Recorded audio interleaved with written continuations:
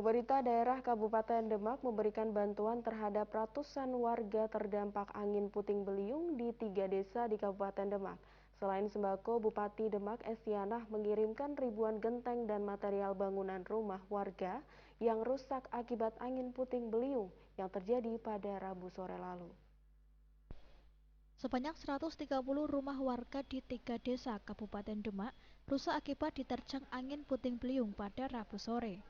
Evakuasi dan perbaikan yang langsung ditangani baik dari Badan Penanggulangan Bencana Daerah, TNI, Polri, serta relawan kebencanaan sejak Rabu malam hingga Jumat pagi.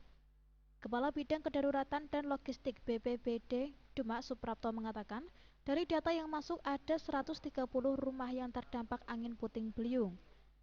Ratusan rumah tersebut di Desa Candisari, Kecamatan Meranggen 73 KK, Desa Kunjir, Kecamatan Wonosalam 37 KK, dan Desa Wonokerto, Kecamatan Karangtengah 20 KK. Terdampak dari 3 desa, yaitu yang pertama di Desa Candisari, Kecamatan Meranggen, itu yang terdampak ada kurang lebih sekitar 73 KK. Terus untuk di Kecamatan Karangtengah itu di Desa Wonokerto ada 20 KK.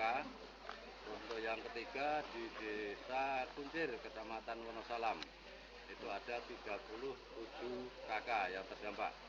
Sementara itu, Bupati Demak Estianah mengatakan telah memberikan bantuan terhadap warga terdampak di 3 desa tersebut. Bantuan berupa sembako dan material bangunan telah diberikan dan diharap dapat meringankan beban warga terdampak.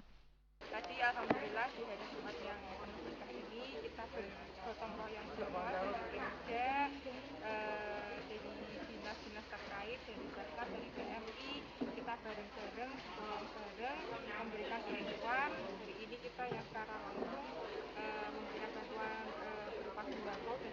Bupati menghimbau agar masyarakat tetap waspada terhadap bencana yang diprediksi dapat terjadi.